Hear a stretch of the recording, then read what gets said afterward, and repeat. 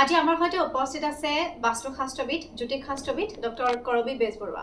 কৰবী বা আপোনাক স্বাগতম জনাইছোঁ আৰু মই আপোনাৰ পৰা জানিব বিচাৰিম, যিহেতু অম্বুবাচী আহি আছে, 22 জুনৰ পৰা অম্বুবাচী হ'ব, মই জানিব বিচাৰিম অম্বুবাচীৰ প্ৰবৃত্তি কিমান সময়ৰ পৰা আৰু নিবৃত্তি কেতিয়া হ'ব, কোনদিনা হ'ব, কিমান সময়ত হ'ব?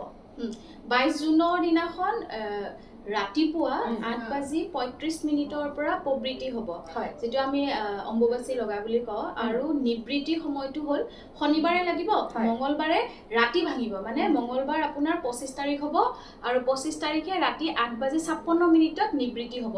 সেইটো কাৰণে মন্দিৰৰ দুৱাৰ এতিয়া মই কামাখ্যা মন্দিৰত মানে তেওঁলোকৰ পৰা জনা মতে ৰাতিপুৱা মানে 26 তাৰিখে ৰাতিপুৱাহে মাৰ দুৱাৰ খুলিব, মানে পূজা অৰ্চনা হ'ব, তাৰপিছত ভক্তৰ কাৰণে খুলি দিয়া হ'ব। গতিকে আমি ক'ব পাৰোঁ যে এই বছৰ 22 তাৰিখে ৰাতিপুৱা 8:35 প্ৰবৃত্তি আৰু নিবৃত্তি হ'ব 25 তাৰিখে ৰাতি 8:56 আৰু মন্দিৰৰ দুৱাৰ খোল খাব 26 তাৰিখে। গতিকে এইবাৰে কিজানি 4 দিনৰ সলনি 5 দিন হৈছে কিজানি। 4 দিনৰ সলনি শনিবাৰে লাগিব, শনি ৰবি মঙল, শনি ৰবি আৰু ৰবিবাৰ, সোমবাৰ, মঙলবাৰ, বুধবাৰেহে ৰাতিপুৱা খোল খাব। নৰ্মেলি কি হয় 4 দিনৰ দিনাই খোল খায়, যিহেতু ৰাতি নিবৃত্তি হ'ব সেইকাৰণে পিছদিনাখন ৰাতিপুৱাহে খোল খাব দুৱাৰ, ৰাতি দুৱাৰ নোখোলে, সেইটো কাৰণে হয়তো 5 দিন হিচাপে ধৰিব পাৰি আৰু। হয়, মই অম্বুবাচীৰ কিছু নিয়ম সম্পৰ্কে আপোনাৰ পৰা জানিব বিচাৰিম, কাৰণ বহু পুৰণি দিনৰ পৰা এই প্ৰথা আমাৰ মাজত চলি আছে, আমাৰ সমাজত চলি আছে। এই সময়ছোৱাত কিদৰে আমি পূজা অৰ্চনা কৰিব লাগে বা কি কি নীতি নিয়ম আমি পালন কৰিব লাগে? হয়, পূজা অৰ্চনা হিচাপতো ক'ব গ'লে যে আমাৰ যিহেতু মা কামাখ্যা দুৱাৰ বন্ধ থাকে আৰু কামাখ্যা ধামত এইখিনি সময়ত জপ কৰিলে সিদ্ধি লাভ হয় বুলি কয়। আৰু এইখিনি সময়তে কামাখ্যা মন্দিৰত বিভিন্ন ঠাইৰ পৰা ভক্তবৃন্দ আহে বা সন্যাসীসকল আহে, নাগা বাবা আহে আৰু পৰ্যটকসকলৰো ভিৰ হয়, কিয়নো জানে যে ইয়াত যদি এইখিনি সময়ত জপ কৰিব পাৰি, গতিকে আমাৰ মনৰ অভিষ্ট সিদ্ধি হয়। লগতে সেই কামাখ্যা পীঠত যে যিখন অংগবস্ত্ৰ থাকে, যিদিনা আমাৰ মাৰ পুনৰ দুৱাৰ খুলি দিয়া হয়, সেই অংগবস্ত্ৰ বিতৰণ কৰা হয় আৰু সৌভাগ্যৱানসকলে লাভ কৰে। আৰু সেই অংগবস্ত্ৰখন লাভ কৰিলেও বহুত আমি ধৰক পজিটিভ এনাৰ্জি পাওঁ, আমাৰ সিদ্ধি লাভ হয়। গতিকে এইকেইদিন পূজা পাতলৰ ক্ষেত্ৰত তাত জপ কৰে বা যাগ যজ্ঞ বহুতে কৰে, কিন্তু নিজৰ ঘৰৰ ধৰক যিহেতু মা কামাখ্যাৰ মন্দিৰ দুৱাৰ বন্ধ থাকে, গতিকে আমাৰ সকলোবিলাক মন্দিৰ বা নিজৰ নিজৰ ঘৰৰ আমি সেইকেইদিন চাকি বন্তি নজ্বলাওঁ, কিন্তু নজ্বলালেও মা কামাখ্যাৰ নামত আমি জপ কৰিব পাৰোঁ। আৰু যিটো আমাৰ কামাখ্যা বৰদা দেৱী নীলপৰ্বত বাসিনী তং দেৱী জগতাং মাতা যোনি মুদ্ৰে নমস্তুতে মনোৰম গুহা মধ্যে ৰক্ত পাচন ৰূপিণী তস্যা স্পৰ্শন মাত্ৰে ন পুনৰ্জন্ম ন বিদ্যতে, এই মন্ত্ৰভাগ আমি জপ কৰিব পাৰোঁ। এইটো আপুনি সকলোতে পায়ে যাব। আৰু এই মন্ত্ৰটো আমি যদি জপ কৰোঁ, তেতিয়াহ'লে মাৰ সেইকেইদিন এই মন্ত্ৰটোৰ জৰিয়তে মাৰ নাম প্ৰসংগ আমি গাব পাৰোঁ। আৰু আমি কোৱা হয় যে জনীপীঠ যোনে টাচ কৰিব পাৰে, কোৱা হয় যে তেওঁৰ আকৌ পুনৰ্জন্ম নহয়, আকৌ আমি জননীলৈ ঘূৰি আহিব নালাগে। গতিকে যথেষ্ট মন্ত্ৰটো প্ৰভাৱশালী হয় আৰু সকলোৱে ঘৰতো জপ কৰিব পাৰে। আৰু এইখিনি সময়ত বিশেষকৈ ব্ৰত ৰখা দেখা যায়, বিশেষকৈ ব্ৰতৰ সময় ব্ৰত হয়।